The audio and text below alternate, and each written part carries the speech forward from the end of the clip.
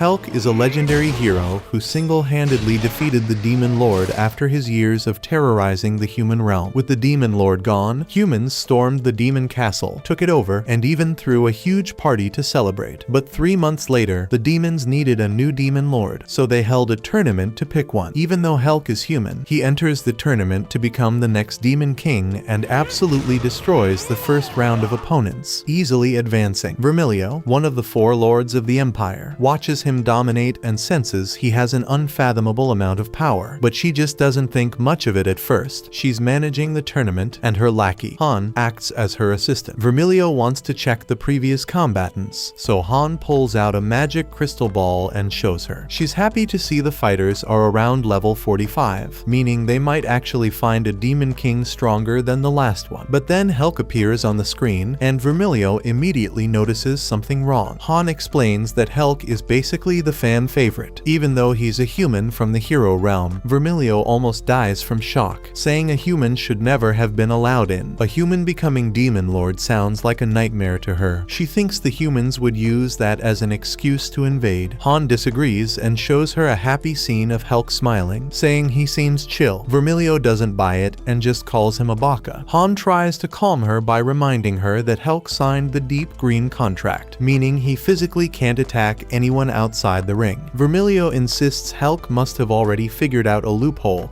and is using it to his advantage. The footage even shows Helk knocking out his opponent and stepping toward him like he's about to finish him off. Vermilio's anger spikes as she theorizes Helk plans to eliminate every potential Demon Lord candidate. But that theory falls apart when Helk instead helps the guy up and offers him a hand. This makes Vermilio even angrier because she can't figure out his intentions. She gets so mad, she literally blows up the building with her magic. Sitting in the rubble, she warns Han he'll be demoted if he can't come up with a solution. Han finally uses his 2 brain cells and suggests stopping the fighting entirely. Instead, they should make the contestants build a house of cards. Whoever finishes first advances, and to make sure Helk doesn't win, they'll give him an extra slippery deck. Vermilio admits the idea isn't terrible and agrees to consider it. Vermilio also wants more intel on Helk, so she sends their best spy, Esta, to the human realm. But when Esta arrives, she immediately notices something strange. There's literally no one there. Back at the tournament, the next round begins, and Vermilio has chosen Han's house of cards idea. Everyone starts building. Vermilio finds it more boring than expected, but is delighted to see Helk struggling like everyone else. But then Helk decides to stop holding back. He releases a huge gust of wind that blows away everyone else's cards. Then he calmly builds his own house of cards at record speed. The crowd loses its mind. Vermilio is furious. She accuses him of cheating and tries to rewrite the rules. Then a guy named Kenrose appears out of nowhere and starts glazing the competition. He gives some random speech about the houses of cards representing their home base and says they must protect them at all costs. The other contestants have a negative IQ, so they instantly buy into the story. This suddenly turns all the contestants against each other, and they start fighting. Vermilio crashes out at the sight, but Han tells her to relax. Meanwhile, Esta is still in the empty human realm, calmly drinking coffee. She has the rare ability of telepathy through actions, so by drinking coffee, she can communicate with her twin sister, Esta. She updates Esta about the situation and the fact that she found no humans at all. Back at the tournament, Helk wins every dumb competition Vermilio invents, enraging her each time. During the cooking competition, she disguises herself as a judge to give him a 0 no matter what he makes. But the moment she tastes his food, she instantly gives him a 10 because it's too delicious to lie about. Afterward, she returns to her throne room to think of ways to beat Helk. But Esta arrives to give a report. She explains that Helk has a massive bounty in the human realm and is labeled the worst criminal in human history. He's known for killing his own brother. Even crazier, his brother, Kles, is actually the one who defeated the Demon Lord, not Helk. Esta also adds that Esta found no humans in the village. It looked like everyone just vanished one day. Vermilio is shocked. Han then bursts into the room, panicking. He announces that Castle Yurum has fallen. Vermilio says that's impossible, the place is too well protected. No hero is strong enough to pull that off. But that's the problem. Han explains it wasn't a hero, it was a fleet of white knights with wings. They were so powerful that the Demon Lord of Castle Yurum had to sacrifice himself just to stall them. Vermilio realizes their castle is likely next. She orders Han to reinforce the barrier and prepare the troops. Meanwhile, Meanwhile, while all this serious chaos unfolds, Helk is busy goofing off with his new buddy Kenros like nothing is happening. Back at the castle, Vermilio thinks over the information Esta just revealed and realizes that getting rid of Helk is their only option. Han then appears with an unusually evil grin and tells her he prepared a horse race for the next competition. He's confident this will finally eliminate Helk. The day of the race arrives. Everyone enters on majestic war horses except Helk, who rolls in on a tiny mini pony. Vermilio expects the crowd to mock him, but instead they start glazing Helk even harder, saying he's so big and strong he makes the horse look tiny. The race begins and all the riders charge forward, except Helk's horse, who is too shy to move at all. Vermilio is thrilled, certain Helk is finally finished. But Hura, one of the contestants, quickly sees through Vermilio and Han's plan. She can tell they rigged Helk's race on purpose. Vermilio assumes Helk has no chance of catching up, so she moves to the far end of the track to watch the others. But the other combatants aren't having an easy time either. Vermilio rigged the entire course with booby traps, just in case Helk somehow made it that far. Kenros and Hura are handling the traps well and remain in the lead. Hura is running in second place and prefers it that way, since second is enough to qualify. But suddenly Helk appears behind them at insane speed. Han shakes in terror. There's no way a mini pony should be able to move that fast, and he's right, because Helk isn't riding it, he's running beside it, legs touching the ground, using the pony like a decoration. Vermilio thinks about disqualifying him for cheating, but Han warns her that doing that will anger the crowd. He reassures her by reminding her that Helk still has the booby-trapped obstacle course ahead. But Helk destroys every trap he encounters without slowing down. Eventually, he's not even pretending to ride anymore. He's fully sprinting while carrying the pony under one arm. He quickly reaches Kenros and Hura. As Helk sprints past, Kenros decides to copy him because he refuses to let Helk steal his win. Kenros jumps off his horse and starts running too. Hura stays on her horse since she's fine with third place. Kenros actually starts catching up to Helk, but Helk still crosses the finish line first. Kenros isn't upset, they both show good sportsmanship and share a side hug. Vermilio is ready to explode from rage, but Esta enters to deliver a report from the reconnaissance squad. She says there's currently no sign of an enemy attack headed toward their castle, but they did confirm the existence of the winged knights. They even managed to identify their leader. Vermilio says that doesn't mean they can relax. She wants to rush out and destroy the winged knights herself, but she can't leave yet because Helk is still an unresolved threat. At that moment, Azudra appears behind her, saying he has something important to say about the winged knights. Vermilio assumes he must be healed now, since he's talking calmly, but when she turns around, she sees he's still in terrible shape. He collapses in pain and suggests that the final competition should be a mission to retake Castle Yurum from the winged knights. Whoever defeats the enemy and recaptures the castle will become the new demon lord. Azudra explains that this solves two problems at once. They can retake Castle Yurum and test whether Helk intends to fight for the demons or against them. Azudra knows the demon forces would stand no chance if Helk ever turned hostile, so they need to confirm now whether he's someone they must eliminate. Vermilio thinks about it and agrees it's not a bad plan, but she asks Azudra what they'll do if Helk turns out to be their enemy. Azudra is already prepared. He pulls out a deep green ring. If all competitors wear it, they'll be unable to harm each other. Vermilio calls it a brilliant idea, but she still promises to risk her own life to kill Helk if he ever becomes their enemy. 5 days later, the final test begins. Everyone puts on a deep green ring as instructed. The announcer explains the mission details. Vermilio wants to monitor everything closely, so she disguises herself as a commoner and takes the alias Anne. She informs the contestants that the forces they're about to face are strong enough to take down Castle Yurum, yet she still believes they can win. But before departure, Helk looks at Anne and recognizes her as the judge from the cooking contest. Anne doesn't deny it. Hura also knows she has seen Anne somewhere, but she can't put her finger on it. Putting that aside, Anne and Helk shake hands in a show of sportsmanship, and the mission begins. Not long after, Hura wipes out a group of spider goblins by herself, while the others just stare at her in shock. Everyone is impressed by her strength, but Anne worries she's pushing herself too hard, so she warns her not to overdo it. Just then, a new swarm of spider goblins surrounds the group, making Anne tense up. Helk notices her reaction and asks why she's acting bothered when these are just bugs. Kenros explains they aren't normal bugs. They're monster bugs created by the toxins spreading through this land. Hura starts cutting down the swarm again, plan, but Dorsch, the huge guy at the back, tells her that using her sword is a waste of time because he can wipe them all out at once. After eating a magic bean, he can set up a durable barrier, so he charges his energy and releases a massive blast that wipes out the entire swarm just as he claimed. After that, the group moves onward until they find a rest area. Kenrose assumes they'll be safe since a barrier keeps out the toxins. They head inside to relax, but Anne keeps watching Helk closely. She realizes he still hasn't shown a single sign of exhaustion despite them walking for hours. She guesses he might have infinite stamina and complete resistance to the toxins here. A little later, Kenrose asks Hura why she speaks to Anne in such a formal tone. Since Hura is basically the only one with a functioning brain, she admits she suspects Anne might secretly be Lady Vermilio. Kenrose almost believes it. Then Anne walks in and overhears them. She shuts down Hura's theory and insists she's just Anne from management, so there's no reason for formal speech. Hura agrees, but still isn't convinced. Meanwhile, at the castle, Han is beating Azudra in yet another game of chess. Azudra is so frustrated he literally starts bleeding. Suddenly, the announcer, Rococo, and Esta enter with an update. Rococo reports that Vermilio and her team left the second rest area and are headed toward Castle Yurum, but had to take a detour because of an incoming storm. The bad news is their route now leads through the underground path, a place filled with extreme toxin levels and extremely dangerous monsters. Esta suggests changing plans and sending an escort unit to help them, but Azudra says that's too risky. Reducing their forces would weaken the castle's defenses, and the escorts would probably just get in the way. He believes Vermilio can handle it. Meanwhile, Vermilio and the others travel through a cave and encounter several monsters, but none of them cause much trouble. That changes when they run into a giant new world life form. This creature is rare, attacks anything it sees, and grows stronger with every battle. Anne prepares to fight it, but before she even moves, Helk jumps forward and kicks the monster straight in the chest, killing it in one hit. Anne and the others stare in disbelief. After witnessing this, Hura starts doubting she has any chance of winning the entire competition. Anne tells the group to continue forward while she burns the monster's body. Once they exit the cave, they meet a spy named Kushiki who reveals a hidden passage leading directly to Castle Yurum. This path takes them straight to the battlefield. Anne gives a serious speech, reminding them that whoever defeats the enemy leader first will be crowned victor of the tournament. Everyone reacts casually, but Hura is deep in thought. She knows Helk is the biggest threat, so she decides her best chance is to defeat the enemy leader before Helk can even move. Seeing the others mentally prepare makes Anne remember a conversation she had with Azudra right after he was injured. Azudra told her that after creating the deep green contract, he visited Castle Thor. There he encountered Thor and expected trouble, so he set up several booby traps beforehand. Vermilio originally thought Helk was the one who injured him, but Azudra explains he got hurt by falling into his own traps. He's honestly relieved he survived because he knows if Helk used even a fraction of his power against him, he'd be dead instantly. After remembering that, Anne is fairly certain Azudra does trust Helk, but something still feels off to her. She senses he might be hiding something. The group arrives at Castle Yurum and spots the winged knights guarding their leader. Since there are only 7 of them, they assume this is their chance and jump into battle. Anne watches carefully, curious about what Helk will do. Kenrose starts fighting the winged knights, while Hura, wanting to end things quickly, charges straight at the enemy leader. But before she realizes what happened, the leader rushes forward and slices her arm off. The leader is just about to land the final blow when Helk suddenly walks up to him and tells him to stop. Apparently, these two know each other, because the leader turns back, removes his helmet, and reveals his identity. His name is Edel. He says he never expected to meet Helk in a situation like this. Seeing Edel's human face only strengthens Anne's suspicion that the winged knights are all humans who used some kind of sorcery to transform their bodies. Edel explains that he went through something called an awakening process, which unlocked an incredible power he can now use to fight demons. Before anyone can react, a whole group of Edel's knight companions appears in the air behind him. One of them tries to attack Anne, but she burns it to ash right before it hits her without even looking back. Even so, she realizes something terrifying. The heroes have gotten far stronger than she anticipated. A single hero used to be a major threat, but now each one of these awakened humans poses that same level of danger, and that means the fate of Castle Thor now rests entirely on Helk's shoulders. Whatever he chooses to do next will define everything. Edel continues, saying humanity is tired of running and and is finally prepared to fight the demons head-on and take the victory. Their goal is to wipe out the demons entirely and create a perfect world for humans. He adds that this should be easy for them now, since they are just like Helk and have awakened as heroes as well. Everyone shudders in shock at this revelation, because even having more than one hero alive at a time is incredibly rare. Helk and his brother Kles being born in the same era was already unheard of, so the idea of an entire squad of awakened heroes is almost impossible to believe. Anne realizes that if this is true, their empire is truly on the brink of destruction. They need to act fast before everything collapses. Edel keeps going with his villain monologue, but suddenly Hura comes flying out of nowhere and slices off one of his wings. What's crazy is that the arm she had lost before is now fully regenerated, like it had never been cut off in the first place. Hura belongs to the Aheld tribe, and members of that tribe are well known for full body part regeneration. Anne quickly theorizes that Hura intentionally allowed Edel to injure her earlier to trick him into dropping his guard so she could come in now and deal a fatal strike. Now that Edel has lost his wing, Hura clearly has the upper hand. She immediately slices off his other wing and closes in to finish him off. But at the very last second, Helk steps between them and stops her blade with his bare arm. Anne sees this and grows even more convinced that Helk is actually their enemy. But before Helk can even try to explain his actions, Edel suddenly gets stabbed in the back by one of the winged knights. Helk freezes for a moment, trying to understand what's going on, but then he notices something is wrong beneath them. Helk shouts for everyone to run, but it's too late. The ground cracks open and collapses, and they all fall down into the darkness below. They land in an underground area where they see a glowing, floating stone suspended in the air. Anne looks at it and instantly recognizes what it is: a gate created through a spatial teleportation spell. Hura is confused and wonders how the humans could possibly have developed magic this advanced on their own. Suddenly, the gate goes wild and starts violently sucking everything toward it. No one knows what will happen if they get pulled inside, but instinct alone tells them it's bad. They all try to escape, but the suction is way too strong. Luckily, Dorsch quickly throws up a barrier around them, shielding them for the moment. However, the suction is so powerful that even the barrier is already beginning to crack. They don't have long. Anne hears this and knows she has to act immediately. She charges toward the gate and fires a massive fireball directly at the floating stone. It cracks slightly, giving everyone hope. Anne prepares to deliver the finishing strike, but at that exact moment, a chunk of debris smashes into the back of her head, sending her tumbling toward the portal. Hura and the others panic, but none of them want to risk getting sucked in themselves. Just before Anne disappears into the gate, Helk dives in out of nowhere and grabs her hand, but he doesn't think the situation through, and both of them get dragged into the portal together. At the same time, Dorsch's barrier finally shatters, leaving the remaining group staring helplessly at the place where Helk and Anne vanished. A little while later, Anne wakes up dizzy and disoriented, her head still fuzzy from the impact, but she soon realizes she's lying on a surprisingly peaceful, beautiful beach. Anne examines the flowing water and realizes it's the ocean, so she assumes they must have been transported to the edge of the continent. She sits beside a stream, wondering how long it will take her to get back to the Empire. Then she suddenly remembers that she woke up with Helk's cape tucked under her head like a pillow, meaning he has to be somewhere nearby. She hears the faint sound of hammering, so she follows the noise until she finds Helk standing in front of a small house he somehow built in the short time she was unconscious. She never knew Helk was this handy, so she's honestly a little impressed. She turns around and notices a strange green bird greeting her over and over. Before she can react, Helk suddenly appears behind her and startles her. Anne demands to know why he built a house. Helk explains that he figured they needed a temporary base of operations since neither of them can return on their own. He ran around the entire island a few minutes earlier and confirmed they're nowhere near any of the castles. It starts to rain, so Helk and the green bird head toward the house. Anne stubbornly refuses to go inside, but Helk rushes back, grabs her, and drags her into the shelter. She yells at him to mind his business, but he tells her he has an idea. The area is surrounded by high-quality trees, so he thinks they can use the wood to build a sturdy boat and sail back to the castle. When the rain clears, Anne starts recalling everything Helk has done so far, especially how he tried to save her from getting sucked into the portal and how he's had countless chances to kill her yet hasn't taken any. She slowly begins to accept the possibility that Helk might not be their enemy after all. Meanwhile, at Castle, Azudra hears the report that Vermilio and the the others have gone missing. He suggests sending out a search party, but Han argues it would take forever because they won't even know where to start looking. Azudra tells him not to worry. He'll use a locator spell to find Vermilio's exact position. Esta is impressed because she's never heard of this spell before, but Han quickly points out that the spell requires Vermilio's DNA. Azudra smirks as he recalls giving Vermilio a haircut before she left. Han shudders, assuming Azudra is some kind of weird pervert that keeps girls' hair, but Azudra explains that Esta is actually the one who kept it. They place the hair on the map and cast the locator spell, which successfully pinpoints Vermilio's location, except the marker doesn't appear anywhere on the map. Back on the island, Vermilio, who's still using her Anne from management alias, goes fishing to clear her head and figure out whether Helk is an enemy or an ally. She considers asking him directly about his true intentions, but she fears that might open a Pandora's box. She gets so lost in thought that she doesn't even notice she's caught something. When she finally tries to pull it out, it's so strong that she uses all her strength, but she only manages to snap the fishing rod. Helk dives into the water out of nowhere to save whatever she caught. Anne is shocked to see him helping again. Helk emerges with the creature, but it turns out it wasn't a fish at all. It's a giant, poisonous seahorse. The next day, Anne wakes up in bed and realizes the pajamas Helk made for her are a lot more comfortable than she expected. She had even set a trap before sleeping, but it never went off, meaning Helk didn't try to attack her. Someone knocks on the door and she opens it to find a pink ogre delivering breakfast, but he admits he ate half of it because he had a terrible case of the munchies. Anne lets him keep the rest and asks where he came from. The ogre explains he's from the village and was assigned by the chief to deliver her meal. Anne asks him about the village, and as she walks through it, she discovers it's full of strange magical creatures who don't seem hostile at all. Suddenly, she hears a loud sound from the far east and assumes Helk must be trying to build their escape boat, so she sprints toward the noise. She finds him deep in the forest, surrounded by a powerful golden aura. She hides behind a rock so he won't notice her. Helk swings his axe and slices through solid trees with ease, but even the axe can't handle his power and breaks apart, so he simply switches to using his bare hands to destroy the trees. Anne slams her fist on the rock in frustration, and Helk immediately senses something. The green bird chirps frantically to cover for her, but Helk still finds them. Anne steps out from hiding and asks him what exactly he's doing. Helk explains he hasn't figured out the correct direction yet, but he wants to start building the boat anyway, so they're ready once he does. Before Anne can respond, she senses something from the opposite direction. She runs toward the coast and finds the ruins of a castle submerged in the ocean. Helk tells her he noticed ruins like this scattered all over the island, meaning the castle must have been built by their ancestors. Shortly after, Helk completes the boat. It's ugly, but it should float. Just then, an old, grumpy man appears out of nowhere, calls them trespassers, and demands that they follow him immediately. Anne senses immediately that the old man has a strong aura, so she assumes he must be the village chief. They agree to follow him, but Anne stays cautious because she doesn't trust him in the slightest. They reach the center of the forest and suddenly find themselves surrounded by hooded figures. Anne instantly assumes it's an ambush and gets ready to strike. But then everyone, including the village chief, removes their cloaks and says it was all just a prank, apparently their traditional way of welcoming strangers. To make things worse, Helk was in on the joke, which only pisses Anne off even more. A little while later, the villagers set up a feast, and Anne finally calms down once she starts devouring the food. After the feast, Anne explains to the chief that they need to get back to their continent. The chief admits he has no idea how to help since he's never tried leaving the island, but he tells her there's a wise witch who will be coming down from the mountain soon, and she should have the information they need. The problem is, Anne won't be able to visit her directly because the villagers kept bothering the witch so often that she created a protective barrier no one can cross. Hearing that, Anne decides to wait until the witch comes to them. She spends the rest of the day fishing with the villagers. When evening comes, she and Helk sit by the coast eating the porridge he made. As they talk, Anne asks Helk why he chose to save her when she was getting sucked into the portal. Helk says it's because he thinks of her as one of his friends, since she and the other demons gave him such a warm welcome when he arrived in the demon realm. Hearing that, Anne suddenly feels like a jerk for ever suspecting him. Helk begins to open up about his loneliness and how relieved he is to finally have friends. He explains that Edel, the winged knight from earlier, was once one of his closest comrades, but they eventually became enemies, and Edel was killed by one of the soldiers. Anne men can't help but feel nothing but pity for him. Night falls quicker than expected, so they head back to the house. On the way, Anne bluntly asks him what his intentions are once they return to the capital. Would he actually turn his back on the humans? Helk answers without hesitation yes, he'll fight them without a second thought. Once a human undergoes awakening, they completely lose their humanity and become nothing more than living weapons. Helk wants to rid the world of those monsters. Meanwhile, Hura and the others are still hiding in the cave when a unit of winged knights drops in on them. They immediately start fighting, but Hura isn't nearly as confident as before. This squad is far stronger than the ones they faced earlier. After a while, Hura realizes there are way too many enemies for the three of them to handle. Since Kenrose is the fastest, she orders him to run and report back to the Demon Empire, but Kenrose refuses. He won't abandon them. Then Han and Esta suddenly arrive, instantly taking down the first wave of monsters. They tell the others they have a plan to deal with the entire army and order them to follow. The group runs through the cave until they reach a desert, but they're forced to stop as the winged knights surround them on all sides. Hura panics, thinking they're finished, but Han tells her not to worry, they've made it far enough. Out of the fog, Lord Azudra appears, wearing a goofy mask. Apparently, he's deeply concerned about scaring people, so he always wears the mask to hide his intimidating expression. Azudra tries negotiating with the knights first, telling them there's no need to fight and that they can coexist peacefully. The knights laugh in his face and say they would never coexist with demon scum. Azudra removes his mask and reveals a deadly serious expression. Realizing the knights won't listen, he unleashes his power. Massive tree-like tentacles erupt from the ground, grabbing every single knight out of the air. The leader tries to run but is caught anyway. The knights tremble as they witness over 1,000 of their troops being neutralized by one man. They finally understand who they're dealing with, Lord Azudra, one of the infamous 4 elite lords. Everyone is in shock because they never realized Azudra was so strong on his own. He can manipulate any of the Empire's trees, and even the ones planted here, as long as the roots remain intact. Azudra approaches the winged knights and tells them he does not want to kill them and would prefer if they surrendered peacefully, but the knights refuse to cooperate. Suddenly, another unit of winged knights appears. Everyone assumes they came to save their comrades and attacks them. The new knights begin shooting arrows and everyone assumes the attack is aimed at them, but the arrows are actually targeting the winged knights captured by Azudra. The knights are stabbed in the back by their own comrades again, and Hura recognizes a pattern. It is exactly what happened with Edel when he lost his battle. The leader of the knights falls to the ground and tells Azudra that being captured would ruin their plans, which is why they agreed to die if ever caught by the enemy. He adds that heroes can never truly die and will always be reborn. He picks up his sword and kills himself, causing the other knights' corpses to vanish and turn into golden particles that float into the air. The particles land back at their base, where the knights respawn at full health and kneel before their true leader, the human king. Edel, who had died earlier, is respawned as well. Meanwhile, Esta sneaks into the human base and sees the knights respawning. She considers getting closer for more information, but decides it is too dangerous. Back in the desert, Esta serves tea while receiving a telepathic message from Esta. She relays the information to everyone, explaining that the winged knights who died have been resurrected. Azudra assesses the situation and concludes that the humans are currently only threat level C, so they are not a major concern yet. However, since they are awakened as heroes, they will continue to grow stronger and may eventually reach threat level A or even S. The real problem is that the knights respawn after death and grow stronger with each battle, meaning they must tread carefully when engaging them. Azudra suggests they remove the knight's ability to resurrect. He is certain no being is truly immortal and believes the resurrection must come from magic or a spell. His theory is that defeating the human king will prevent the knights from respawning. He recalls having fought a ruler who could revive, so he knows this method works. Forging a contract with the king allows heroes to resurrect, but it only works on awakened heroes. Azudra notes that there could be other awakened beings like heroes who might surpass them in power. Even if the odds are low, he urges everyone to give their all. Esta has already reported that the humans plan to attack Castle Yurum the next day, so Azudra instructs them to be ready to intercept. Their primary goal is to defeat the human king, not the winged knights. The next morning, everyone sets up a defensive base at Castle Thor to prepare for the incoming human army. Meanwhile, Azudra and Han return to the location where the gate was created. Azudra plans to reopen the gate so the destination on the other side will lead to where Vermilio was dropped off. enough. Unfortunately, he does not have enough mana to create a large enough gate for someone to pass through, so he decides to send supplies instead. The package includes a magic pathfinder, a handwritten letter for encouragement, and an orange, Vermilio's favorite food. Meanwhile, on the island, Helk is busy goofing off with the birds while Anne is deep in thought, recalling what Helk told her about having a score to settle with the humans. She gradually starts to trust him a little. The pink ogre from earlier informs Anne that the witch has finally arrived. Anne dashes over excited to get answers, but by the time she arrives, the witch has already left. At first, Anne blames herself for being too slow, but the ogre admits it was partly his fault because he took a nap after the witch arrived and did not alert her immediately. The elder reassures her that he told the witch about their situation, and the witch agreed to remove her barrier so they can visit anytime. Some time later, Peewee leads them up the mountain to the witch's residence. Anne stops suddenly as she senses a monstrous force coming from the building. She remains cautious but reassures herself since the witch is a friend of the villagers. They approach and are shocked to find that the witch is not an old hag but a strikingly attractive woman. The witch immediately tells them she knows they want to return to their continent and reveals that the continent lies to the northwest. Helk jumps for joy and urges Anne to set off immediately. Anne, however, begins to wonder if other continents exist as well. The witch tells Helk not to rush and advises them to prepare properly before venturing into the ocean. Warning that the makeshift boat he built is insufficient, she suggests consulting the villagers for help in building a better vessel. The witch explains that their biggest challenge will be catching a creature known as the Corstag. The Corstag has the habit of traveling between the island and the continent and can help guide them when their sense of direction is disrupted. The witch warns that the Corstag is extremely rare. She shows Anne a picture, and Anne realizes it is the same creature she caught while fishing early. Helk recalls finding it on the ocean floor and immediately dives in to search for Corstags. After he leaves, the witch warns Anne to be cautious of Helk, saying he is far more dangerous than he seems. She tells Anne never to assume he will always be an ally because if he turns on them, they would be unprepared. Anne acknowledges her warning and keeps it in mind. A little while later, Helk returns with 3 Corstags, and they prepare to set off. Everyone is sad to leave, but Helk promises to visit if he gets the chance. Peewee jumps onto Anne's face, saying he will miss her most. Anne promises to visit if possible. They begin their journey toward the continent. After traveling for a while, Peewee emerges from a barrel, insisting on traveling with them. Anne is furious and wants to turn the boat around. Unwilling to take Peewee on such a dangerous mission, she notices a letter strapped to Peewee's chest from the witch, advising them to bring Peewee because his body is extremely durable. Anne remains skeptical and tells Helk to turn the boat around. Suddenly, a sea monster emerges and attacks their boat. Helk considers fighting it head-on, but Anne tells him it is a bad idea and speeds the boat away. After escaping, she finally agrees to take Peewee along since they have already come this far. They continue their journey for several hours until reaching a foggy area, assumed to be the dangerous zone the witch warned them about. They release the Corstag into the water, which begins leading them in the opposite direction, suggesting they are lost in the fog. However, they trust the Corstag as they spot ruins of an ancient civilization. For a few days, their journey proceeds smoothly until they are caught in a heavy thunderstorm, sucked into a whirlpool, and the sea monster from earlier returns to finish what it started. Helk leaps at the sea monster and delivers a heavy forehand attack, but it has no effect, leading Anne to assume the monster is immune to human attacks. Helk continues to keep the monster occupied and tells Anne to use this opportunity to escape. Anne refuses, insisting there is no way he would just leave her behind. The whirlpool gradually pulls their boat in, forcing Anne to speed away, leaving Helk behind. Once out of the whirlpool's radius, she looks back and sees Helk being overpowered by the sea monster, eventually pulled underwater. Anne yells for him not to die, but after several minutes with no sign of him, she assumes he is dead. The storm finally clears, revealing the continent. Anne walks to the coast and collapses in rage when she sees Helk standing in front of her with a stupid grin, completely unharmed. Peewee is ecstatic to see Helk alive. Helk explains that after defeating the sea monster, he was sucked into the whirlpool but swam away as fast as he could, ending up on the coast. He tells Anne not to worry about him because he has an important mission and will not die easily. Anne calms down, knowing he risked his life for them. They release the Corstag back to its home and head into the forest to find a nearby village. As they advance, Anne senses another presence. They are suddenly surrounded by barbarians barbarians who intend to take them as prisoners. The barbarians appear inexperienced and scared, so Anne decides not to go into defensive mode. She agrees to go with them as a prisoner, wearing wooden shackles that Helk could easily break. The barbarians lead them through their village, which is in rough shape. They explain they belong to the Toffman tribe, cursed by the Toffman king after he waged war on their village. Anne realizes they were captured to be offered as slaves to appease the king. The village chief suddenly arrives. Noticing the innocents in shackles, she slaps a barbarian and orders the shackles removed. A loud rumbling echoes as the Toffman king and his posse approach, throwing the village into chaos. The village chief confronts him, but he and his lackeys immediately beat her. He declares that to satisfy his craving for excitement, he will conquer all other kingdoms and enslave the barbarian people as his army. The chief protests, reminding him of their agreement to leave the village unharmed, but the king declares the plan changed, intending to make them mindless slaves. As the Toffman king raises his weapon to strike the village chief, Helk intervenes, tossing a soldier aside effortlessly, leaving the king shocked. Anne steps forward, creating a barrier of fire, stating she cannot allow such injustice. The king sends his troops to fight them, but Helk and Anne cut through the army in seconds. Frustrated, the king decides to fight personally. He charges at Helk and unleashes his special killer punch, creating a field of smoke. He assumes he has defeated Helk, but Anne remains calm, knowing Helk cannot die easily. Helk appears behind the king, who is dumbfounded at seeing someone survive his attack. Helk maintains a straight face, telling the king that even 100 of his killer punches cannot bring him down. The king tests this by unleashing a barrage of attacks, all of which Helk ignores. Helk counters with a single uppercut, sending the king crashing to the ground. Anne is impressed, seeing that one punch was enough to incapacitate him. The king, still conscious, is commanded by Helk to swear never to return to the village. Enraged, the Toffman king refuses, and Anne senses a sudden spike in his aura. His body mutates, growing into a giant version of himself. This enhanced beast begins destroying everything in sight. Anne tries taking its arm down with one of her fireballs, but to her surprise, it just regenerates the same. Anne is left speechless. She can sense the spike in its strength and gets the feeling that she would be killed if she lets her guard down. Meanwhile, Helk is busy aura farming in the back. He finally takes a swing at the beast and takes off its arm, but this time it doesn't regenerate. It looks like it must have used up all its remaining regeneration energy, so it crumbles to the ground, signifying that it's over. Now that it's over, the barbarian soldiers walk over to them. Anne thinks they're probably pissed off that their boss just got killed, but the barbarians actually walk over there to thank them, and then walk off. Seeing this makes Anne realize that the barbarians simply couldn't defy the Toffman king. They head back to meet the others, but Peewee suddenly calls out to them to announce that all the barbarians have started glowing. The barbarians finally reveal their true form, and they're honestly kind of cute. The village chief walks over to them, and she seems to be the cutest of them all. Everyone, including the village chief, bows to Helk and Anne for saving them from the Toffman king. Helk and Anne announce that they're going to be leaving the next day, so the barbarians throw a huge party that night to wish them goodbye. The following morning, they decide to continue their journey to the west since there are 2 large kingdoms located in that direction, so they might find a map that leads to their empire. On their way, they run into a traveler who tells them that the 2 nearest kingdoms are involved in a war, and it all ended up in smoke. Anne panics at the hearing of this because she thinks it was Castle Thor, so they rush over to the nearby town and see that it's just a town of peddlers instead. However, they notice a human girl sitting by the fountain and singing a very beautiful song, so they wonder if she could be one of the survivors from the war. That aside, they go to meet a merchant, asking for a map to their empire. Luckily, the man says he has the map, but it's going to cost them. These 2 are flat broke and are going to need to raise 50,000 lin in order to get the map. They go into a pawn shop, and Helk is able to trade his crystals and get 25,000 lin, so only 25,000 more to go. Helk suggests they just do some jobs to get the rest of the money, but Anne doubts it's going to be that simple since to get lunch is only 80 lin. She estimates it's going to take them a really long time to earn the rest. Just then, the town crier announces that the town cooking competition is about to begin, and the grand prize is 30,000 lin. However, you would need to pay a registration fee of 1,000 lin. Anne realizes this is just the opportunity they've been looking for, so she rushes over with Helk and announces that they want to participate. Everyone looks at them and laughs, saying they don't stand a chance. Just then, the town's best chefs arrive, and things suddenly start to get heated. Even even with that, Anne still believes Helk has skill, so she encourages him. The scene shifts to the cooking arena, where the other chefs begin showing off their immense cuisine skills, leaving both the judges and the audience in shock. They start to feel bad for the newcomers, Helk and Anne. Then they look over at Helk and see that he's cutting the carrots with such precision and speed, and even managed to cut smiley faces on them. The crowd is stunned. They never expected this from Helk. Anne tastes his dish and jumps for joy at just how delicious it is. Everyone starts to realize they may have underestimated these two. Even the favorite, Ajikaba, admits Helk is in a league way higher than him, but that doesn't make him give up. It only gets him more fired up. While all this is going on, Peewee is seen singing along with a musician from earlier since he got lost while looking for Helk and Anne. Shortly after, the judges announce that time is up, and Anne takes a look at the other chefs' faces. They honestly look quite confident, which makes Anne start to get a little worried. The judges announce the results. Two of the other chefs get 70 points, Ajikaba gets 98 points, while Anne and Helk get 120 points, making them the winners. Ajikaba falls to his knees in defeat, making up his mind that he'll never cook again, but Helk walks up to him and commends him for his performance. This gives Ajikaba the zeal to continue his cuisine journey and not feel so sad anymore. He gifts Helk his cookbook and runs off, saying he's going to start his cooking journey all over again. Then a little while later, Peewee meets back up with them and tells them he went to find the best food in the town so they can win the competition. But Anne tells him it's already over, making him shocked. After that, they go meet the merchant from earlier to get the map, and he's shocked to see that they managed to come up with the 50,000 lin in just a couple hours. Anne takes a look at the map and is certain that this is definitely their home. All they need to do is head northwest and pass through the two nearby kingdoms. Just then, the musician from earlier warns them not to proceed without caution. The warrior of darkness is rumored to be a being that lurks around the vicinity of the two kingdoms, so she advises they take a detour because if they don't, they almost certainly will die. Anne thanks her for her concern, but says they don't have much time, so they're just going to have to risk it. That said, they continue their journey until they reach the ruins of an old castle. Anne takes one more step, and a sudden chill runs down her spine. A dark being then forms in the distance and teleports right in front of her. Anne is completely taken by surprise and ready to accept her fate, but Helk punches him away at the last second. This must be the darkness warrior they were warned about. He tells Anne he's going to handle this and that she should get away while she can. Anne does as he says and gets herself and Peewee to safety. She watches from a distance and sees that the warrior is even strong enough to injure Helk. Helk continues to give it all he has and eventually destroys the warrior's sword. This delights Anne because she assumes now that since the sword is gone, its power would have been taken down by half. But then all of a sudden, the sword regenerates itself and is as good as new and continues to fight Helk. Anne can see that Helk needs some backup, so she puts Peewee down and runs in to throw a heavy fire attack at him. She's certain that attack would deal some damage, but the dark warrior just shrugs it off like it's nothing. After Helk deals yet another heavy blow to the warrior, it catches him off guard by teleporting behind him and uses its sword to slash him right across the chest. After that attack, Helk continues to fight, but Anne can tell that his attacks are slowly getting slower, meaning the cut wound he took from earlier must be really deep. Anne wonders how this beast is able to regenerate both his body and weapons. She assumes he must be using magic similar to the type Azudra uses, meaning that the only way of beating him is knowing where the spellcaster is. For now, she figures their best bet is to combine her power with Helk's and run away. But then all of a sudden, she senses a violent aura coming from Helk and sees him walking in with one of his eyes red. Anne has a flashback to what the witch from that island told her before leaving, that Helk is really dangerous and holds really negative emotions which could overpower him someday. Helk goes berserk on the warrior, hitting it with every last inch of strength he has left, but Anne warns him to just let it go because it's invincible. Then all of a sudden, Peewee starts to sing a beautiful song, and in the next moment, the dark warrior stops being hostile and just stays down. The clouds clear up and Peewee announces that he managed to calm the warrior down by singing a song to him. Neither Helk nor Anne can believe it. The dark warrior gets up from the floor and starts to walk away from them. They follow him until he reaches a worn-down arena, where he's seen kneeling down and finally starts to talk. He explains to them that he was possessed by a curse known as the Hex of Darkness, which is a cross that boosts your strength and stamina significantly but turns you into a mindless beast. Knowing the song ends well, battle, he still chose to take on the Hex of Darkness as a last resort to save his people. That's why he's now known as the Dark Warrior. He takes off his helmet and tells them that he recalls the battle they just had, and thanks them because their battle and the song that Peewee sang helped him regain his sanity. Anne notices and informs him that his body is fading away, but he tells her not to worry because his physical form had faded several years ago. Now that he's free from the Hex of Darkness, his physical form will crumble to dust. Before he fades away, he gifts Helk his sword, and even though it bears a little curse, he's sure Helk would be able to handle it. As a final request, he asks Peewee to sing that song from earlier one last time. Peewee gets ready to sing, but that's when Iris, the musician girl from earlier, walks in, asking to sing it to him. She immediately runs over to the Dark Warrior and gives him a big hug because this man is August, her older brother. August is shocked to see that she is still alive, but Iris reminds him that when she was a kid, he had saved her when he took on the Hex of Darkness. Iris bursts into tears, apologizing that she wasn't able to save him sooner. She then honors his final wish and sings him his favorite song, while Anne and the others decide to give them some privacy. Meanwhile, on the continent, the castle is currently under attack by the Winged Knights, but the demons have things under control and are able to hold their own. Soon after, the special assault team led by Azudra succeeds in retaking Castle 4, and they immediately begin reinforcing the castle defenses to hold the line against the invading human army. But since the humans can resurrect endlessly, they have launched several recurring attacks on them, each one stronger than the last. Edel faces Hura yet again, and just as he thinks he's finally gotten strong enough to best her, Hura proves him wrong and kills him with a single slice. They finish off all the Winged Knights, so all the soldiers head back inside to have lunch. Inside the castle, Azudra appears to have taken some of the Winged Knights as captives, but it looks like they already took precautions to unalive themselves if they're ever captured. Just then, Esta walks in and gives Azudra the report that the Winged Knight forces have an average combat ability of 30, while Adel has 36. Azudra isn't pleased to learn that they've begun to advance rather quickly. He figures they have to start reinforcing their army, or they may start to take heavy casualties. But on the bright side, most of their top soldiers have gotten a spike in combat ability from all the fighting. With Hura being highest at level 52, Azudra finds that information rather reassuring. Still, he feels rather sad since Vermilio is still missing. Every time he tries to use the locator spell, it just ends up at a spot that's off the map. He doesn't expect much, but tries again, and this time it actually lands at a location on the map. Vermilio appears to be making progress and has even crossed the ocean. Azudra is both relieved and impressed. Meanwhile, in the human realm, the Winged Knights are really pissed off and arguing with each other because they've lost every battle against the Demon King. The leader urges them not to lower their spirits because their goal for now isn't to win, but to raise their combat level until they're strong enough to win. Esta watches them in secret from above, but one of the knights senses her, so he flies up there to check it out. Esta is lucky enough to have hidden before he got there, which means she has to be more careful from here on out. Meanwhile, Azudra has been analyzing Vermilio's movements on the map and sees that she is slowly getting closer to the Empire, which means she knows the direction it is in. Esta wonders if Helk is still traveling with her and if he is going to be considered a threat to them. Azudra says he can't know for sure, but one thing he does know is that if Vermilio made up her mind to keep traveling with Helk, he is most likely not an enemy to them. Everyone really hopes Helk is on their side because they know Helk being an ally would boost their chances of success. From the encounters Azudra has had with Helk in the past, he has a strong feeling that they may be able to trust him. Meanwhile, Helk and the others appear to be in yet another gruesome battle with a giant snake. Helk gets ready to finish the snake off, but Anne tells him not to worry about it and drives the snake away with her fire. Truth is, ever since Helk lost control fighting the Dark Warrior, she's been scared to let him fight. She can tell that Helk has a genuine hatred for the humans, so he's not their enemy, but after she saw him wield that raw power, she's been scared to let him try to use it again. Shortly after, they all set up camp, and Helk makes some delicious hot chocolate for everyone. Helk gets serious all of a sudden and tells Anne he has something to show her. He brings out his short sword and explains that it used to be a long sword known as the Hero Killer. As the name implies, it held more than enough power to end a hero's life. Since it was cut in half by the Dark Warrior, its power has been reduced significantly, but it would still be able to kill a hero head-on. He tells Anne he wants her to have it so that if he ever ends up turning on them, she should use it and kill him. Anne starts to feel really guilty, so she comes clean, explaining how she once suspected him of being a spy for the humans. Now she tells him that she no longer suspects him, so she has no need for that dangerous sword. Helk appreciates her honesty, but still insists on giving her a briefing on the events that happened in the past, which may convince her to reconsider taking the sword. He starts by narrating that he and his younger brother Kles grew up as miserable orphans. When Helk was just 6 years old, a monster appeared in their village and killed both their mother and father. The village was reduced to pieces, and there was no hope of ever rebuilding it. Still, Helk encouraged Kles not to give up and to keep moving forward for the sake of their mom and dad. From there, they headed over to the royal capital, hoping they would have jobs for even little kids. But it turned out the royal capital was a lot different from what they had imagined. Helk was constantly getting beaten up by some noble douchebags, but he didn't care as long as Kles was safe. Helk swore to protect Kles with his life, a vow he didn't plan on breaking. Helk awakened his hero powers when he was 8, which allowed him to take the beatings from the nobles and still use super recovery mode. Anne spits her drink out in shock as she hears that Helk had awakened his hero abilities at such a young age. Anne apologizes for interrupting and asks him to continue the story, so he does. Life for them in the royal capital didn't seem to be getting any better. They were treated like trash and given no respect at all. But leaving the royal capital wasn't an option. Monsters had been spawning outside the capital for a while, and they were scared to go out. Helk planned that whenever the capital was surrounded by fewer monsters, that would be the time to leave and set out on a journey for a peaceful life where they wouldn't be harassed by anyone. But sadly, yet another tragic event followed as Kles fell really sick from malnutrition. One of their neighbors told Helk that Kles was too far gone and wouldn't even make it through the night. Helk was determined not to give up on his only brother. He took some of the money he had been saving and went door to door, looking for help, but no one was willing to assist them. Helk continued searching for help, but everyone else just kicked them to the curb and told them to stop spreading their diseases. That was until he met a noble girl who saw Kles's dire condition and called her father for assistance. They took Kles to the doctor in their mansion, and he was able to survive. The man who saved them was a noble, a member of the same hierarchy that had made their lives a living hell. But at that moment, none of it really mattered to Helk. All he could feel was gratitude. Ever since the day that Noble saved them, their lives began to change drastically. 15 years later, the soldiers of their village faced a giant monster that overpowered their forces in every way. Suddenly, Kles, now 18 years old, swooped in to save them. Kles had become a captain of the 3rd Infantry Regiment despite his young age, and he was adored by everyone. Meanwhile, Helk, now 22, remained in the shadows. The little girl who had helped them that day was the daughter of a noble named Shallam. Even though Kles had been healed, she continued visiting them and became their playmate. With the noble association, the number of people harassing them greatly reduced, which made Kles happy. At that age, Kles made up his mind to become a soldier like Shallam's father, so he trained without missing a single day. He joined the army at 16 and was promoted to captain by 18. Kles grew up to be a fan favorite, loved by everyone, while Helk remained in the shadows doing hard labor. Mr. Raffid knew that even though Kles was the star, he could still sense an unfathomable power inside Helk, but he didn't want to tap into it. Helk just shrugged, saying he got really beefy from all the hard labor. Over time, he noticed that Kles and Shallam might be developing feelings for each other, so he bowed to offer them his full support, knowing that her being a prestigious noble and him not being one would make things difficult. Slowly, Kles and Shallam started growing apart from each other, but eventually they would get together and have a couple of drinks with Helk. During one of these sessions, Kles informed Helk that he was leaving the capital for an expedition the day after tomorrow. Since many monsters had been reported, it might be a while before he returned. Helk said it was fine, but asked Kles to promise he'd make it back in one piece. Kles promised, and the two shared a fist bump. Only half a month after Kles departed on his expedition, monsters began appearing in greater numbers than ever before. To combat them, the king enacted a military draft. Just like Kles, Helk was assigned to a monster hunting squadron and had to leave the capital for some time. One day, they encountered a giant monster. Back then, Adel was still a kid and terrified. The monster they faced that day was unlike anything they had seen before. Anne hears this and assumes he must be talking about the New World life form. Although they look similar, they are different kinds of monsters. That day marked the first time Helk ever faced such a creature, and he was genuinely scared, wanting to escape as quickly as possible. But since some of his comrades were still alive, alive, he couldn't abandon them. Even though he was repeatedly hit by the monster, he kept striking until he managed to defeat it. Anne realizes that Helk was built different from the start. Their squadron had originally been tasked with saving Edel's town from invading monsters. Edel was the son of the town's baron. The soldiers sent to his hometown were being overwhelmed, so he traveled to the capital to request a monster hunting squadron to help. But now that their commander and captain were dead, the soldiers claimed there was nothing they could do and walked off. Edel's face fell in despair, seeing that the soldiers weren't going to help. Helk approached him with a smile, saying that even though he didn't have the strength of an entire squadron, he was still willing to help. Instead of heading to the capital, Helk traveled with Edel to his hometown. 3 days later, they arrived, and Edel collapsed to his knees in despair when he saw that his entire town had been wiped out. Helk reassured him that they could still save it. They searched for survivors, but everywhere was eerily quiet. Helk spotted a blonde girl fighting some monsters on her own. She appeared well trained, taking them down without assistance. After a brief introduction, Helk and Edel joined forces with her to fight the monsters. Seeing Helk in action, the girl was appalled by his power. She admitted she could take down these high-level monsters because she possessed a holy blade passed down through generations, but she couldn't understand how Helk could defeat them with just his bare hands. She assumed he must possess a legendary item, but Helk simply told her he used to be a construction worker. They discovered some survivors as well. Since most of the townspeople had been evacuated, Edel realized that the blonde woman must be part of a mercenary group. She confirmed it, saying they had just been passing by when they noticed the smoke and stayed to help fight. The woman, named Alicia, led a specialized mercenary group. Edel thanked Alicia for her efforts, but asked one last favor. He wanted her and her group to fight alongside them, anticipating another monster attack. Alicia frowned, advising that they abandon the town for safety, but added that if Helk was willing to help, they would as well. Helk agreed, saying fighting monsters was the reason he was there. That marked the start of Helk's days as a mercenary. As time went on, monsters would appear without warning, often when Helk was enjoying himself. Though these were dark times, being around people like Alicia and her group often brought a smile to his face, helping him fight without being consumed by his negative emotions. The more time Alicia spent with Helk, the more curious she grew about his power. He had freakish strength, and his wounds healed almost instantly, but Helk didn't have an explanation. He just had a knack for it. Alicia shared that her family had been mercenaries for generations. Her father had been a mercenary, and rumor had it that her grandfather was a hero who fought against the Beastkin before the kingdom was established. Helk felt skeptical since he had only ever heard those stories in fairy tales. Alicia admitted that she had once been so confident in her abilities that she believed no one could surpass her. That was until she met Helk, whose strength challenged everything she knew. Helk could fight casually without weapons, while Alicia was helpless without hers. Though Helk didn't want her to feel bad, Alicia reassured him with a smile, saying he was amazing and motivated her to keep pushing forward. She insisted he join the mercenaries permanently, and Helk agreed. Helk continued hunting alongside Alicia and her group for 4 long years, fighting relentlessly. Yet the number of monsters in the area never decreased. In fact, the more monsters they defeated, the greater the destruction. One day, Mr. Raffet announced that the root of all the problems lay in the demon realm, and he planned to send a dispatch team to eliminate them. Alicia immediately knew this wasn't true. The demons hadn't caused the monster spawns. Not long after, the human king called upon a single warrior to take on the mission, Kles. Kles set out to defeat the demon lord. Meanwhile, the mercenaries, worried about Kles entering the demon realm, suggested that Helk at least see him off. Helk shrugged, saying it wasn't necessary. He trusted Kles to return safely on his own. 3 weeks later, the human realm celebrated as news arrived that Kles had defeated the demon lord. After a deadly struggle, Kles pierced the demon lord's forehead, ending him for good. A new era of peace began. However, Helk wasn't in a position to celebrate. He rushed to the emergency room and saw Kles severely injured. The battle with the demon lord had been brutal, and Kles had been poisoned. Helk approached his brother and told him he couldn't die now. He simply wouldn't allow it. He looked up and saw the same doctors who had helped Kles as a child. Mr. Raffet introduced them as Macaros the Great Sage, who had fought alongside Kles during the battle against the demon lord. Macaros admitted that even though he had fought alongside them, he had been almost useless in defeating the demon lord. However, he was certain Kles wouldn't die from this injury. He had cured him once and would do so again. Even though the citizens celebrated outside, Alicia knew little had changed. Monsters still appeared even after the demon lord's defeat. defeat. Everyone else shrugged and said to give it time. Alicia was right. A horde of monsters began approaching their town. The citizens panicked and questioned the soldiers, implying they had lied about killing the demon lord. They called for Kles, even though he was in critical condition, to come out and fight. Helk didn't believe the soldiers were lying about Kles's victory, but he theorized that the demon lord might have found a way to revive himself. Alicia warned Helk not to act impulsively, but Helk's expression went cold as he told her he was going to defeat the demon lord. Helk ventures deep into the demon realm and runs into Azudra, initially mistaking him for the demon lord. Even though Azudra is not at full strength, he lands several rude attacks at Helk, who effortlessly counters each one, leaving Azudra shocked. Helk questions why monsters keep spawning on their land, but Azudra explains that the demons aren't responsible. The monsters emerge from the land itself. Helk learns that Azudra isn't the demon lord, but one of the 4 elites ruling the demon empire, giving him authority above the demon lord. Azudra reassures Helk that the demons have no intentions of attacking the human realm. He explains that the sudden increase in monsters is the result of the humans' assault on their castle. That castle once held back the advance of ruin and stopped monsters from spawning. Helk gasps, realizing that humans have been misled to view demons as threats for centuries, though the reality is different. Azudra leads Helk to a burial site created with his tree roots for all their comrades who died during the castle's attack. Seeing the memorial, Helk realizes the Empire has enough power to obliterate the human kingdom and wonders why they haven't done so. Azudra reveals that they hope to one day restore friendship between humans and demons, believing peaceful coexistence is possible. Helk is surprised by this. Azudra continues to explain the history of a time when humans and demons lived in harmony. He notes that the demon lord tried to offer Kles a peaceful alternative before fighting, as he is the most pacifist among them. Helk knows Kles is a skilled warrior who dislikes fighting, so he doesn't understand why Kles would insist on battle when it wasn't necessary. Azudra reassures him that peace could still be possible. Helk is about to leave to relay this information when Azudra stops him, informing him that while they've been inside the castle, he set up a quasi-barrier to limit monster spawns. He warns Helk that a new demon lord could emerge, making things far more dangerous, and hands him the flyer for the competition for the new demon lord, explaining how he knew about it. Anne realizes why Azudra placed such trust in Helk. Helk notes that although the monster problem isn't solved, he is relieved to learn that the monsters aren't hostile toward humans. Still, he hesitates to tell anyone in the human realm, unsure of their reaction. A little while later, when he arrives at the kingdom's entrance, he sees corpses scattered everywhere, sending a chill down his spine. He rushes inside to check on his friends and finds them alive but slightly injured. He asks what happened, and they explain that the nobles didn't know how to act without Kles. Once things went wrong, the gates were closed, forcing them into an unwinnable battle. Edel and Alicia fought to their limits and survived, but none of the other soldiers made it. One asks Helk to check on Alicia and Edel. Helk walks toward the castle and is shocked to see civilians throwing rocks at demons tied to poles. Furious, he steps forward and tells them this treatment is unacceptable, even for demons. The humans ignore him, continuing to yell and throw rocks. Helk realizes how easily humans act inhumanely. Mr. Raffet appears, warning Helk not to be fooled by what the demons may have told him, claiming that isn't their true nature. The tide demons suddenly mutate into giant forms, causing everyone to flee, though likely some heroes intervene to kill the demons. Helk wonders whether Azudra's words were lies. Just then, Alicia and Edel arrive. Relieved to see Helk unharmed, Mr. Raffet walks away, telling Helk not to be misled and to trust in him. The next day, the nobles announce to the masses the discovery of an artificial awakening, claiming it will allow them to annihilate every demon on Earth. The human kingdom declares war on the demons, and with the artificially awakened heroes, they can now wipe them out without difficulty. Still, Helk struggles to believe that everything Azudra told him could be false. He hasn't shared his encounter with Azudra with anyone, unsure how they would react. Helk plans to have dinner with Edel and Alicia to reveal everything. Before he can, a warrior who fought alongside Kles in the demon realm arrives, seeking Helk's help. A man named Ziru, the heavy infantry commander, meets with Helk and warns him about the awakening set to occur among the soldiers. He explains that while awakening significantly boosts strength and power, it destroys the mind, leaving victims without consciousness. Ziru believes the kingdom intends to reshape itself into a state solely for nobility. He doesn't know all the details, but he knows everyone will be awakened simultaneously, and he's expected to play a role. Ziru makes it clear he opposes the plan. Helk is shocked when Ziru reveals that Macaros devised the entire scheme. Ziru warns that none of the upper echelons can be trusted and that failure to stop this plan would turn everyone, including Helk's mercenary friends, into mindless awakened zombies. Ziru admits that taking on an entire army would be foolish. Instead, their goal is to eliminate the spellcaster controlling the awakening. This spellcaster is the king, but since they don't know his location, their next target is Kles, who acts as another key to the process. With Kles unconscious, his body is being used to execute the awakening. Ziru believes stopping Kles would be doing him a favor. Helk struggles with the thought of killing his only brother, but understands the necessity. Ziru knows Helk's extraordinary strength makes him the perfect person for the task. He bows and asks for Helk's aid. Helk places a hand on Ziru's shoulder and agrees to help. Alicia overhears and joins in, followed by Edel, unwilling to let them act alone. Later that night, they infiltrate the castle. Things go smoothly until they encounter awakened heroes, who immediately charge them. Working together, Helk and his team defeat them in record time. Helk reveals that he met with Azudra, who assured him the demon realm has no intentions of attacking humans and seeks peace. His comrades are skeptical, thinking Azudra's words are nothing but lies, especially after witnessing how powerful Helk is. Alicia, while doubting, appreciates his honesty and promises that after the mission, they will investigate the demon realm for themselves. They advance to the room where Kles is held, but notice an eerie silence. Kles sits unconscious on the throne. Suddenly, Macaros appears. Ziru pleads with him to stop, but the other nobles reveal themselves, supporting the awakening to create stronger soldiers who are incapable of defying orders. Alicia argues that soldiers didn't join to become slaves, but the nobles are indifferent and proceed. Using magic, they create a gravity spell, forcing everyone to the ground, and then a mind control spell compelling them to take their own lives. Everyone is about to obey except Helk. He meets the nobles' eyes and calls their plan pathetic. He manages to break the spell over the others, shocking the nobles, who realize Helk's power surpasses even their expectations. The nobles attempt to call the awakened knights for help, but Macaros dismisses the idea, claiming they can't defeat Helk. Instead, he unleashes Kles as the perfect opponent. Kles opens his eyes, surrounded by a dark aura, and attacks Helk. Macaros explains that when he saved Kles as a child, he discovered a special ability within him, which he has now fully harnessed to mold the world as he desires. Kles relentlessly attacks, but Helk only dodges, unwilling to harm his brother. During the battle, Kles's blade manages to wound Helk, and the others urge him to fall back, but Helk wavers, unwilling to leave his brother behind. Alicia intervenes, slashing Kles across the chest. Macaros scoffs, assuming it won't matter, but Kles collapses to his knees in pain. The blade Alicia used is the Hero Slayer, and it's powerful enough to incapacitate Kles temporarily. Macaros retaliates, striking Alicia with electricity, forcing her to drop the Hero Slayer. He then teleports behind Helk and stabs him in the back with the weapon. Helk winces in pain after being stabbed with the Hero Slayer. The agony is unlike anything he's ever felt, and he feels close to passing out. Ziru, seeing this happen for the first time, questions whether Helk really is a hero. The nobles observing the scene all agree that there's no doubt Helk qualifies as one. Macaros tries to convince Helk to join their side, but the thought of turning soldiers into mindless slaves enrages him. Summoning what strength he has left, Helk throws a punch, but Macaros teleports away at the last second. Macaros scoffs, drawing the Hero Slayer, ready to finish Helk off. Kles appears from behind, slicing off Macaros' arms.